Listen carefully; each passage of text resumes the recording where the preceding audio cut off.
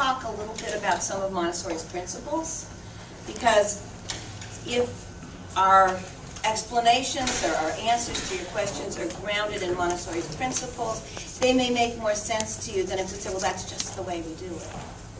So we kind of wanted to give you a little bit of philosophical background before we got started on specifics. Then we wanted to take you through a mathematics material so you can see how it can apply in various situations to various kids, a grammar material, and a cultural material. Just kind of to help you, because one of the major questions is what is work? And so we wanted to give you a concrete example of what work is, because we can talk about it, but it just comes much more to life when you can actually see it manifest in the materials. Anyway, there are 8 initial principles that were identified by Angeline Lillard, who just recently wrote a book called Montessori, The Science Behind the Genius. And if any of you are interested in getting a little bit more background on the research that's been done and how Montessori principles relate to other educational research that's been done, this is the book. I mean, this basically, it's an expansion of her dissertation, and she did a summary of all the available research out there on Montessori. So if you are curious about some of the things that you hear us talking about, and do these really make sense, and are they backed up by data, that's the book. So I would highly recommend it. Anyway, she identified 8 important principles that she felt were singular to Maria's work and her understanding of child psych and child development. Not that she's the only person that identifies these, but they really run through everything that she does. And we're going to kind of handle these together. So and as far as format is concerned, if you don't understand or you want something elaborated or you have a comment, something, please step in at any time. This is a conversation, whatever a dialogue is between a whole bunch of people. So please feel free to step in and make comments if you want to. Our hope is to kind of take the research that Lillard has done and other researchers, and then provide the context of actually what happens in your child's classroom every day, and kind of give a sense of how is it applied in our school, what are your kids working on. Yeah. And why? Not just that's the way we do it in Montessori, but why it is that we do it this way. So the first principle is that movement and cognition are intertwined, and movement really can enhance thinking and learning. And this is something that may seem counterintuitive to people who have come from a more traditional background, because when I think of what I did when I went to school, is we all sat in desks and we were all supposed to be still, and when you tapped your pencil or that was not okay. Montessori identified that instead of the movement, rather than being a distraction for children, it actually is an enhancement for learning. And so if you go and observe in a Montessori classroom, you're not going to see a bunch of kids all sitting perfectly still doing the same thing. You're going to see kids moving around the classroom. Some are sitting at desks, some are on the floor, some are moving from table to chair. Many of the pieces of apparatus require getting up and moving, specifically so that movement can be incorporated in the learning environment. You'll see as children are doing work that they are getting up to choose different tools that they need. Say you're writing, and they realize they come to a word that they're not sure how to spell or what do they need to do, then they might go and get a dictionary or get their own little individual dictionary or consult a peer. So there's a lot of movement and dialogue going on, and that all is contributing to their cognitive process. So when you come and observe, and I would strongly, strongly urge all of you to do so.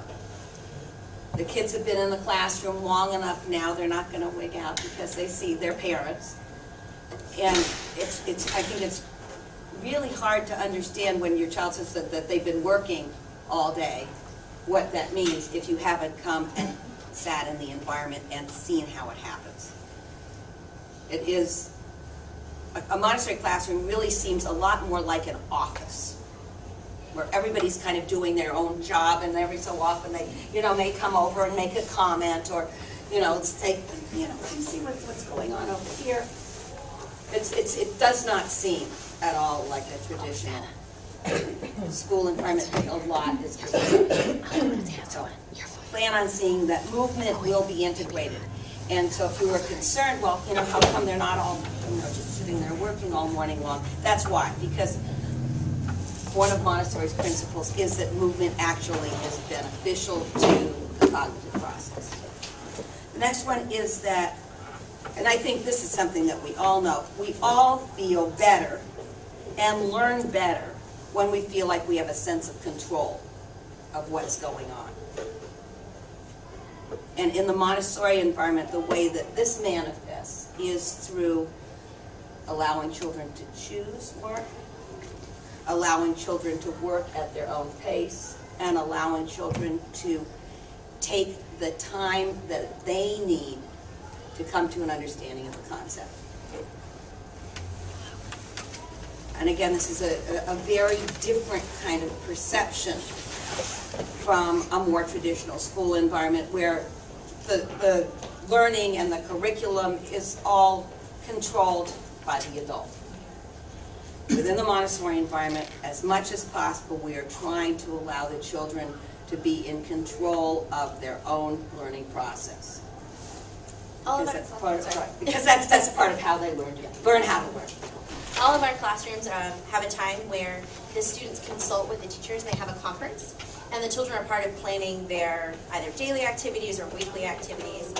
It's all balanced out depending on where your child is in developing their independence and responsibility.